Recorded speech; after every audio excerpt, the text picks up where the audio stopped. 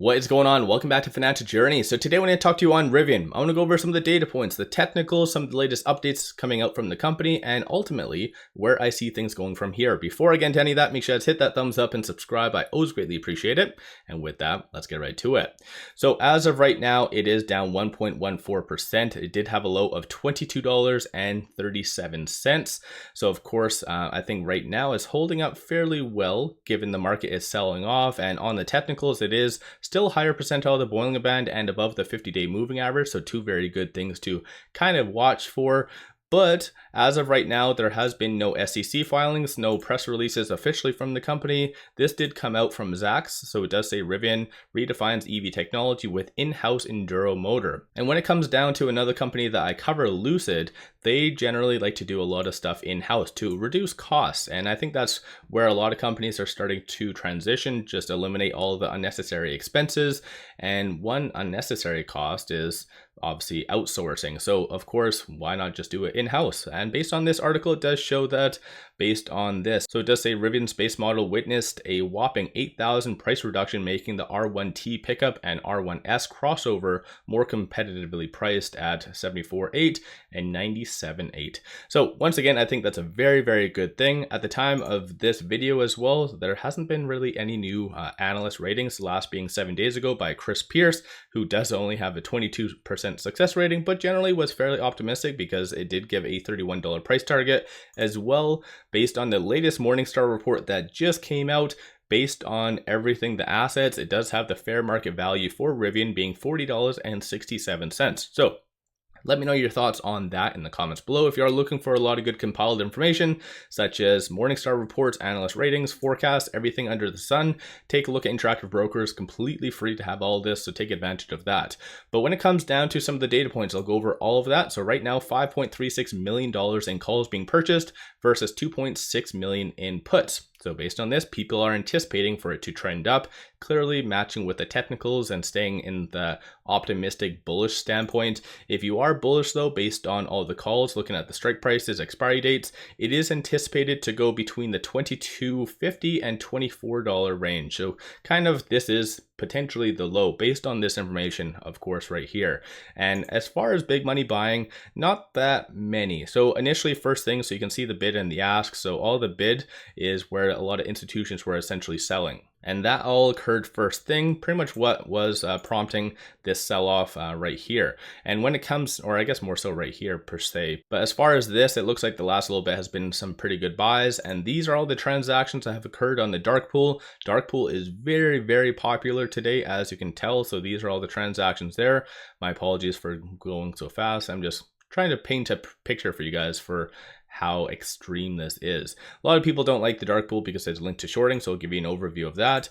And so when it comes to it, just for transparency, I do not think that Rivian is going to be a squeeze. I'm just bringing this up merely as a tool, as a benchmark. So right now, short score is currently 59, utilization is 29.02%. If you have any questions about any of this, let me know in the comments below. I'd be more than happy to address it. But right now, shorts are actually increasing 1.24 million shares. 13.27% of the free float is being shorted, and 87.73 million shares overall are being shorted. Cost to borrow average is 0.87%, so very, very small. So based on all this information, like I said, I don't see it ever being a squeeze, at least in the foreseeable future.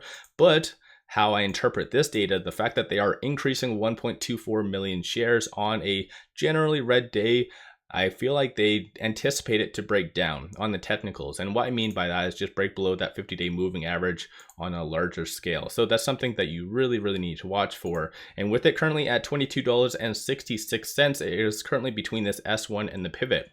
And technically, compared to a lot of other EVs and stocks out there, Rivian is doing and has been doing fairly well. So just take that with a grain of salt on everything. So this is why you have shorts really doubtful about this, trying to push it down. But $24.50 is a very strong resistance that you need to watch for. And $20.58 is that very strong support that did hold for a very long time. So you need to kind of watch for that to hold going into tomorrow. And looking as far as this, with momentum shows number of retail investors are getting in today. Stochastic is very, very bullish with the black line above the red, but it is technically at 88. So that does mean that it is considered very overbought. So it might need to pull back a little bit based on the technicals, unless there is some justifiable reason for it to stay high. But as of right now, I don't really feel like there's too much, because even generally looking at every EV is just selling off. Even Polestar massively just taking because of their announcement. So they did actually meet their revenue, I believe. It just their expenses were extremely high,